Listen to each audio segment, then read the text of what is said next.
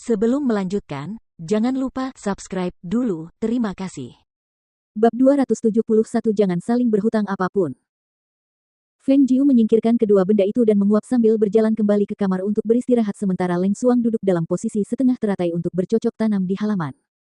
Bola bulu kecil itu kemudian berbaring malas di atas meja batu di halaman. Tidak diketahui berapa lama telah berlalu ketika Feng Jiu yang sedang tertidur lelap tiba-tiba membuka matanya dan melihat lelaki berjubah hitam itu, lalu dia menepuk dadanya sendiri dan berseru sambil terkesiap, "Kau hampir membuatku takut setengah mati. Kenapa kau ke sini lagi?" Nada suaranya tidak terlalu ramah, karena cara dia muncul di sini tanpa peringatan apapun membuatnya merasa agak tidak aman. Terlebih lagi, dia memiliki kekuatan yang terlalu dalam untuk bisa dipahami, sehingga dia bahkan tidak merasakan apapun saat dia datang ke ruangan itu. Mungkin karena dia menerima botol pil obat yang khusus dibuat untuknya di mana penguasa neraka sedang dalam suasana hati yang baik. Melihat wanita itu melotot padanya sambil menepuk dadanya sendiri sambil berbicara dengan nada yang tidak bersahabat, alisnya terangkat sedikit, dan suaranya terdengar dengan sedikit senyum yang hampir tidak terlihat. "Apakah kalian semua sepenakut itu?" Feng Jiu membalikkan tubuhnya untuk turun dari tempat tidurnya dan merapikan pakaiannya lalu berjalan ke ruang luar sambil bertanya, "Untuk apa kau ke sini lagi?"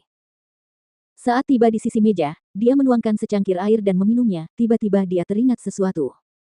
Dia membuka pintu dan melihat keluar, melihat Leng Xuang yang jelas-jelas tidak bisa bergerak karena titik akupunturnya ditusuk, bahkan tidak bisa berkata apa-apa.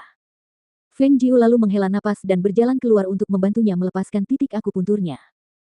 "Nyonya, dia tidak apa-apa.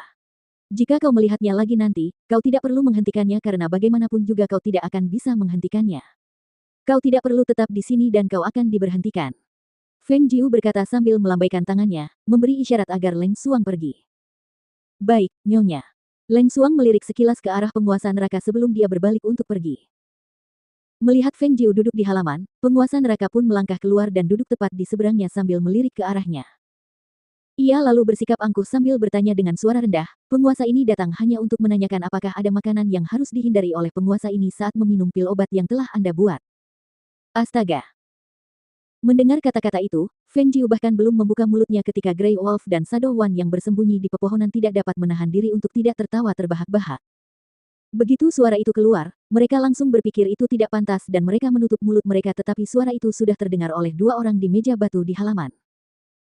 Feng Jiu menatap curiga ke arah penguasa neraka, lalu mengalihkan pandangannya ke pepohonan sambil berkata, "Kau membawa 2 ekor kecil bersamamu." Wajah penguasa neraka itu menjadi gelap saat itu dan matanya yang dalam dan tajam menatap tajam ke arah kedua pria itu. "Kalian berdua tidak akan pergi." Melihat situasi itu, Grey Wolf dan Shadow One segera menjawab dengan, "Baik, tuanku," dan kemudian bergegas pergi, tidak berani tinggal di belakang untuk mengintip. Batuk-batuk. Penguasa neraka berdeham pelan lalu melirik Feng Jiu sebelum melanjutkan ucapannya, dan alasan lain mengapa aku datang ke sini adalah karena penguasa neraka datang ke sini untuk mengucapkan terima kasih. Ketika kata-kata itu sampai ke telinganya, Feng Jiu melambaikan tangannya dan dengan mata tersenyum hingga membentuk 2 bulan sabit, dia berkata, "Tidak perlu berterima kasih padaku. Aku sudah menerima balasannya. Dengan mengolah pil-pil itu, kita juga akan impas dan aku tidak berutang apapun padamu lagi." Namun, ketika dia mendengar kata-kata itu, wajah penguasa neraka berubah menjadi jelek dan ekspresi di wajah yang tadinya melembut itu langsung berubah menjadi tegang dan gelap. Dia menatap wajah Feng Jiu yang dipenuhi dengan senyuman dan bertanya dengan alisnya berkerut, "Apakah kamu benar-benar benci memiliki hubungan dengan penguasa ini?" Feng Jiu menatap penguasa neraka dengan bingung. "Mengapa aku harus punya hubungan denganmu?" Ketika kata-kata itu sampai ke telinga penguasa neraka, bibir penguasa neraka mengeras dan matanya yang dalam menatap tajam ke arahnya. Awalnya dia sudah menyiapkan banyak kata untuk diucapkan tetapi melihat reaksinya seperti ini, dia bahkan tidak bisa mengucapkan sepatah kata pun.